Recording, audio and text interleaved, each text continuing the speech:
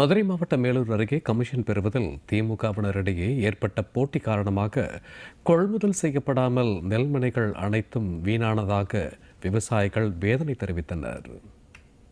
மதுரை மாவட்ட மேலூர் அருகே கொட்டக்குடி மற்றும் அதன் சுற்றுவட்டார கிராமங்களில் 500க்கும் மேற்பட்ட ஏக்கரில் அறுவடை செய்யப்பட்ட நெல்மணிகளை கொட்டக்குடி மந்தை திடல் முன்பாக விவசாயிகள் குவித்து வைத்துள்ளனர்.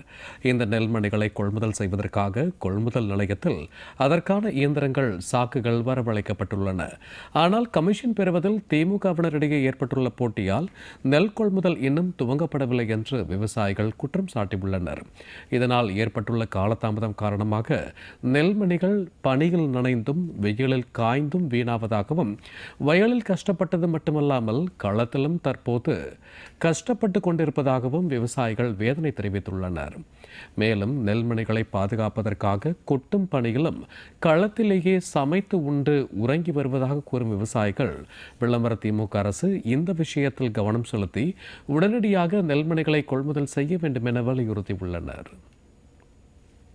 31க்கு ஏக்கருக்கு 30,000 40,000 வீட்டில் இருக்க நகை நட்டு காது மூக்குல இருக்க தோடு மூக்குத்தி ஏதோ அடகு வச்சுட்டே நாங்கள் இந்த விவசாயத்தை பண்ணி கொண்டாந்து சேர்த்துருக்கோம்.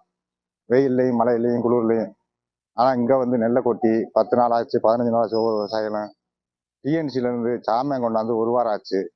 1 வாரம் ஆகி அவங்க ஆளுங்கட்சிக்காரங்க இந்த கமிஷன் வாங்கி சாப்பிட்டதுனால இந்த கமிஷனுக்கு அடிச்சுக்கிட்டு நான் பெரிய ஆளு நீ பெரிய ஆளுந்து சென்று நடத்த விடாமல் தடுத்துக்கிட்டு இருக்காங்க. கருத்து எடுத்து 10 நாளாக கிடக்கு நெல். டிஎன்சி எல்லா பொருளும் வந்துருச்சு. அவங்க கட்சிக்குள்ள அவங்களுக்குள்ள பிரச்சனை ஆகிக்கிட்டு நெல் பூரா அப்படியே தேங்கி கிடக்கு. ஆளுங்கட்சிக்காரங்க அதுதான் இன்னும் எந்த நடவடிக்கை எடுக்கல. பேதிரியும் 3 நாளா பேசுறா, எந்த நடவடிக்கை எடுக்கல. நெல் பூரா அப்படியே ஈரமாகி புளிங்கி விவசாயி கிண்டிக்கிட்டே இருக்கிறான்.